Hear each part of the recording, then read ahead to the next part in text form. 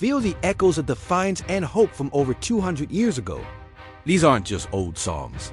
They're the heartbeats of a revolution, whispering tales of courage, sacrifice, and the unbreakable spirit of early Americans. Prepare to be moved as we uncover the powerful, untold stories embedded in the forgotten folk songs that forged a nascent nation. The lost chance of liberty. Picture the colonies in the late 18th century, not just muskets glinting in the moonlight, or banners fluttering in the smoky wind of battle, but voices. Voices raised in defiance, in unity, in the fragile hope of a new dawn. Music was the unseen weapon of the revolution, threading through taverns, camps, and churches, binding together a people torn between loyalty and liberty. These weren't the polished anthems we recognize from history books.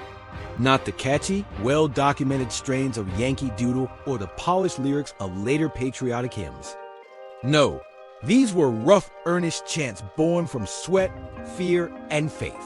Some were whispered by mothers comforting their children as cannon fire rumbled in the distance. Others were shouted from pub corners, where revolutionaries plotted by candlelight under the watchful eyes of British spies. These songs, half prayer, half protest, formed the hidden soundtrack of the American Revolution. They carried the spirit of rebellion across colonies long before the Declaration of Independence was even signed. The melodies changed from town to town, but their message was always the same: freedom, justice, and the promise of a new beginning. Imagine a soldier on a frozen field at Valley Forge, humming a tune about endurance to keep his heart from breaking. Or a blacksmith, hammering iron to the rhythm of a liberty song that only his fellow patriots would recognize. Music filled the gaps between battles. It was the heartbeat of hope in a time of chaos. Melodies of rebellion. More than just morale to the British, these songs sounded like harmless folk ditties. To the colonists, they were encrypted calls to action. Music became a weapon of subtle defiance, strategic, shrewd, and transformative. When printing presses were censored and speeches could mean imprisonment, songs slipped through the cracks of control. They carried messages that no redcoat could silence. A popular drinking song might secretly tell of troop movements or plan boycotts. A sentimental ballad could mask biting mockery of the crown or praise for the Sons of Liberty. Each note was loaded with meaning, a language shared by those who dared to dream of independence. In many ways, these tunes were the social media of the 18th century, spreading news, shaping opinion, and fanning the flames of resistance faster than any pamphlet could. In New England taverns, voices roughened by rum and resolve lifted in unison as new verses were composed on the spot. Down in the Carolinas, enslaved Africans blended their spirituals with freedom refrains they overheard, transforming European melodies into deeply soulful expressions of yearning.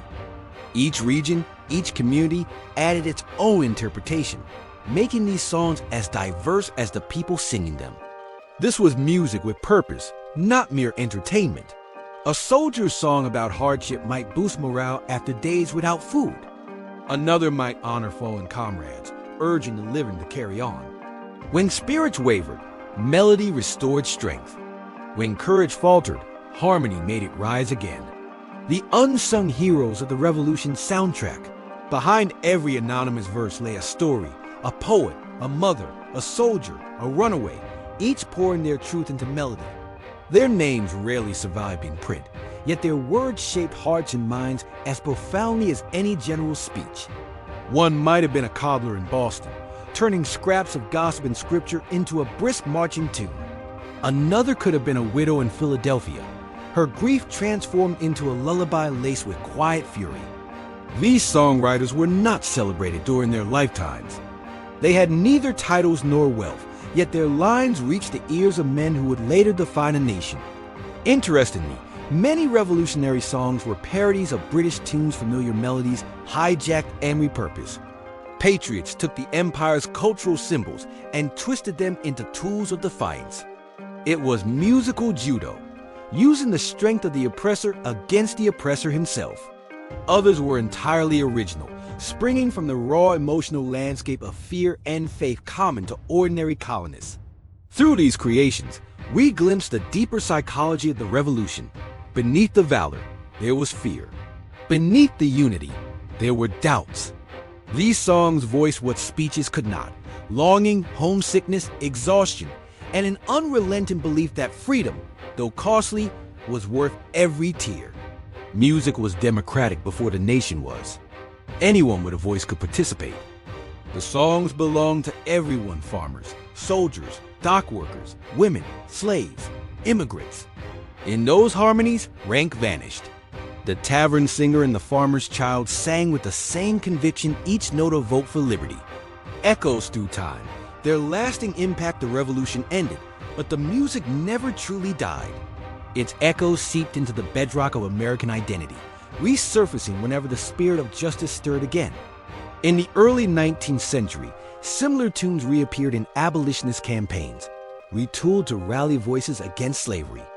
During the Civil War, Union and Confederate soldiers alike sang melodies tracing their roots to revolutionary chants. In the 20th century, echoes of these same motifs re-emerged in civil rights movements, freedom songs sung during march and sit-ins, when courage once again needed a melody to sustain it. Each era rediscovered that same truth: music connects souls faster than politics ever could. The revolutionary songs spoke not just of revolt, but of renewal.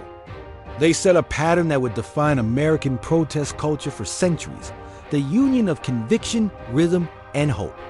Think of the rousing hymns sung during suffragist rallies, the gospel cadences of the 1960s marches, the folk protests of the Vietnam era.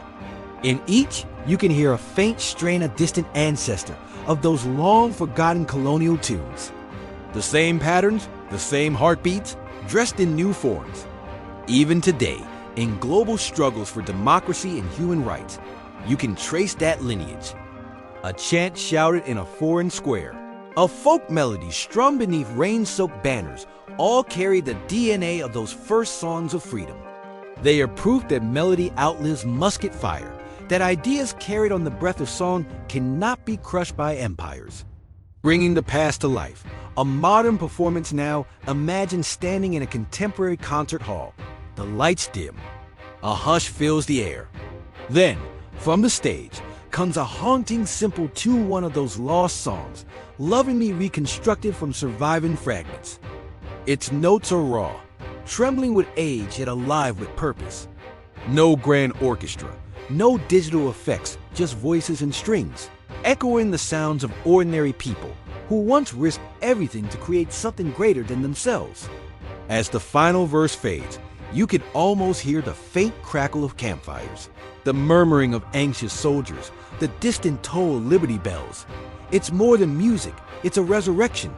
For a fleeting moment, the centuries dissolve and those forgotten patriots sing again through us. Their songs deserve to be remembered not merely as curiosities of history, but as living lessons in courage and resilience. Each melody is a reminder that revolutions are not only fought with weapons, but won with belief, expression, and shared humanity. So as we revisit these chants of liberty, let us pledge to keep their harmonies alive, to teach them, reinterpret them, and let them inspire new generations facing their own battles for justice and identity.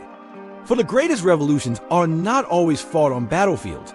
They are sung in voices that refuse to be silenced. In the end, the Revolutionary War's forgotten folk songs of freedom are more than relics of the past.